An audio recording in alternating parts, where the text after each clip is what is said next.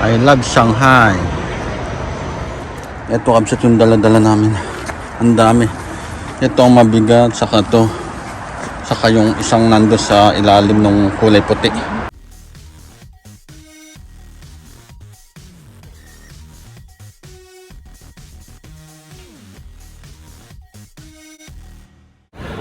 Paalis na kami mamayang gabi kabsat. Papuntang Pilipinas. At nagigib muna ako ng tubig. Ayan. Yan siya. Dito ako nag-iigib sa dati naming tinirahan. Ayan siya, oh.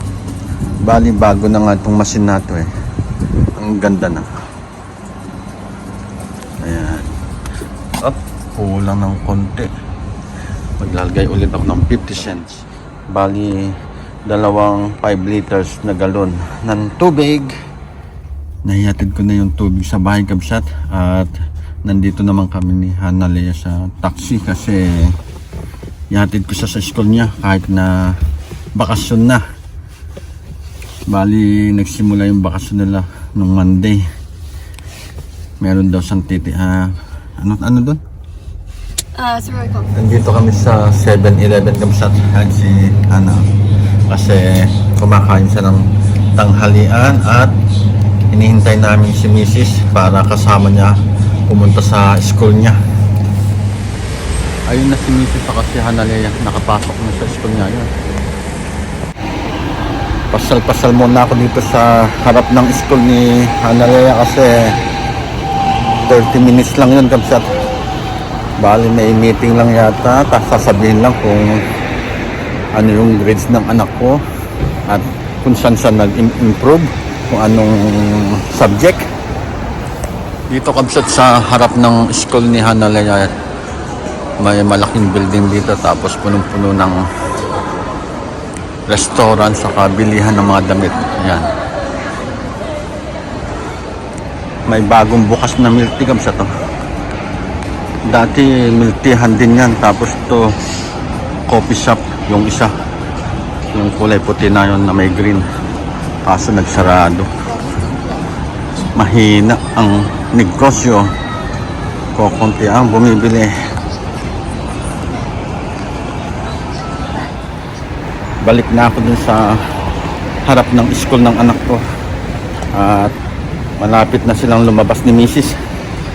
15 minutes na lang, baka hanapin ako kasi si Mrs. may pasok pa. 2 weeks pa na may pasok siya, kaya mauuna kaming umalis. Nandito na si Hana Lea kabsat at pauwi na kami. Bali naghihintay lang ulit kami ng taxi manggagaling sa doon. Nandito na kami sa bahay kabsat at ipakita ko sa inyo yung mga dadaling ko sa Pilipinas. Ito sa kabsat to, dalawang to. Bali ito yung mga pintuan saka drawer sa ilalim ng lababo sa kusina. At ito pa yung isa. Bali ito kapapagawa ko lang last month. Pero itong dalawang to, grabe ang tagal na stay dito sa amin. Bali 7 years. 7 years kabsat kasi basta umuwi kami every year ay hindi kasi kami dumidiretso agad sa bahay. Pumupunta kami sa bandang Bisaya, namamasal dun sa magagandang lugar dun, kagaya sa beach. Kagaya nung last 2 years na umuwi kami, pumunta kami sa Cebu, Siquijor, saka dun sa 150 peak na dome na nasa bundok. Grabe, ang ganda kabsat. Tapos eto pa yung luggage ko, ito yung hand carry ko, sasara ko na lang mamaya. Tapos dinala ko dito tong drone ko. Hinihintay na lang namin si Mrs. na dumating kabsat at pupunta na kami sa airport.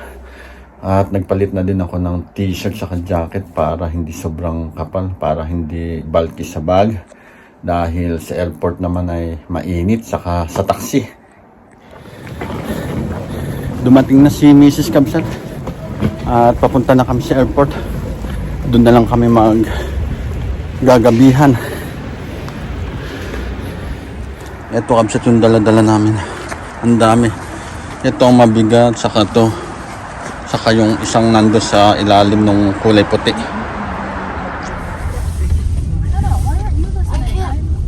什么？哎，等一下，等一下，等一下。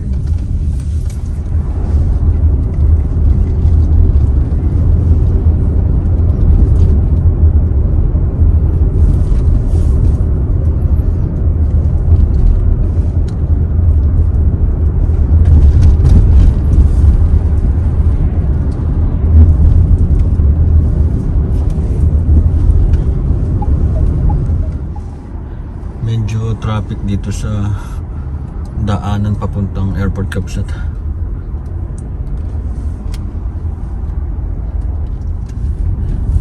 Papunta na sa Isan Tunnel. Pero maikli lang to Kapsat.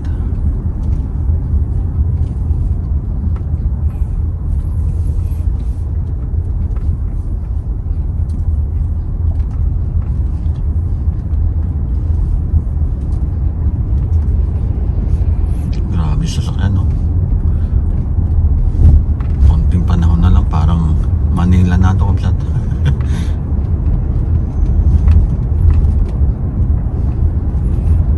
Puno na ng sasakyan.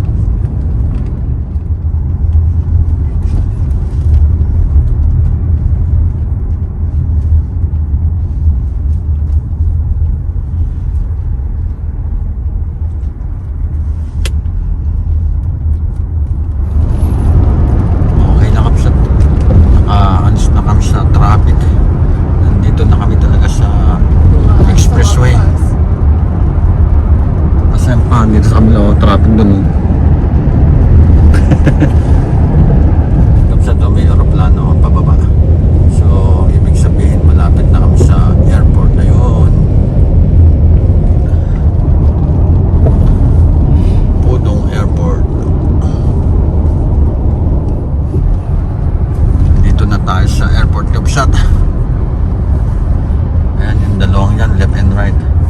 1 and 2. Nandito kami sa 2.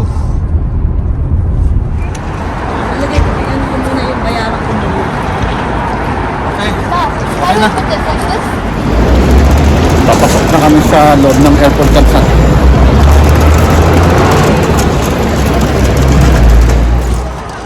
Ito ang Shanghai Airport Kapsat.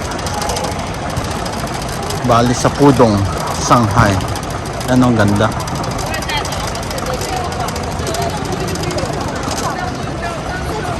Tapos ayan yung mag-ina ko. Bali hinatid kami ni Mrs. Mamaya babalik din siya sa bahay kasi may pasok pa siya ng 2 weeks. Nandito kami sa arrival, Kapsat. At nandito kasi yung mga restaurant. Kakain muna kami ng gabihan. Hindi pa kami kumakain.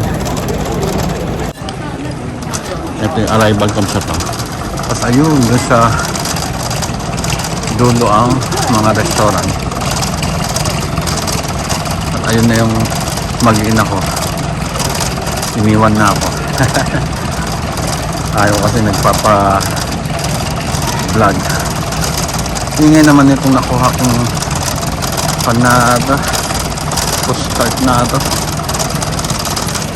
Ditong banda kam sa paglabas mo ng arrival yan, mayroong bilihan ng SIM dyan. Tapos McDonald's, kay Starbucks. Tapos may Family Mart yung banda.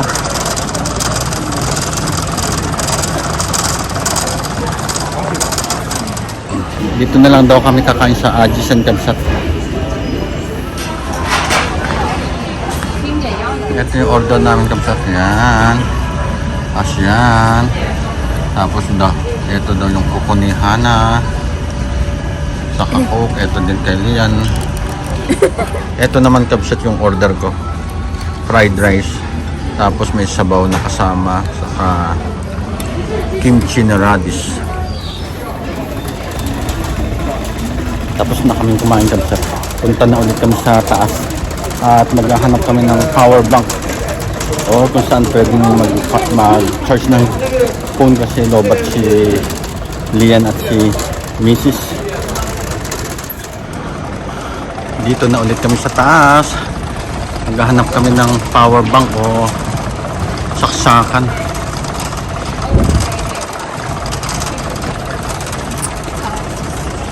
I just feel like we don't enter the security. We don't enter the airport without, like, you know, you can put your luggage.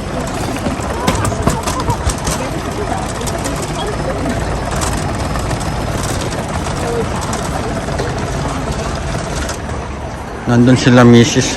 Nakaupo at doon yung may mga saksakan ng phone kabsat.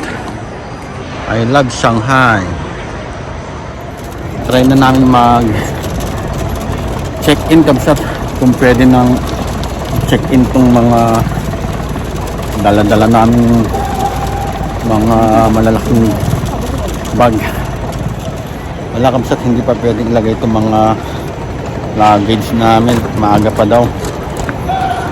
Mag-aalas 9 pa lang kasi. Mamaya daw mga 10 o 10:30. Pina-plastic wrap namin itong dalawa na ito kabsat. Mas lalo na itong bag ko para safety. Ayun kabsat, malapit ng magbukas.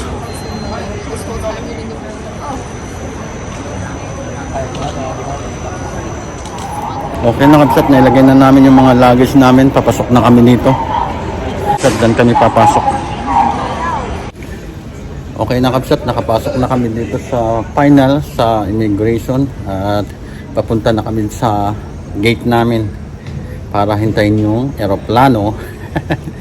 Nandun sila Lian at si Hana Leia, bumibili ng tubig at nauho-uhaw kami. Sobrang init dito sa airport kabsat. Banda dun kabsat yung gate namin. At yun, pinauwi na din namin si Mrs. kasi may pasok pa sa bukas. Bali 2 weeks pa pasok niya. Tapos susunod siya sa Pinas. Mas maganda sana kung sabay-sabay kami kaso wala eh. Nauna ang bakasyon nitong dalawa. Eh sabi ni Mrs. mauna na kami para maayos namin yung bahay bago sa umuwi ng 2 weeks.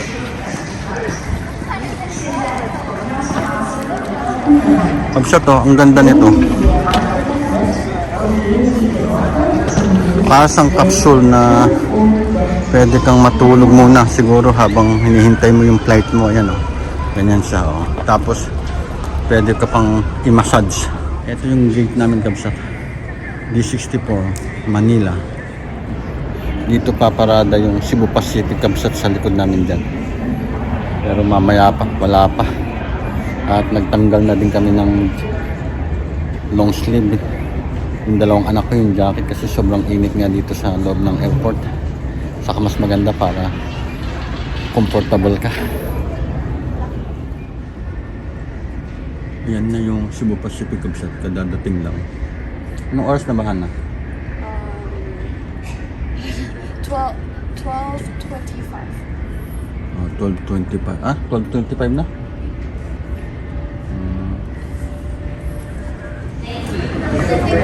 Punta na kami sa loob ng eroplano kabsat. Boarding na.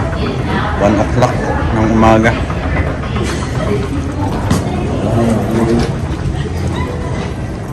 Tapos ang alis ng eroplano ay 1:30. Sana hindi delay.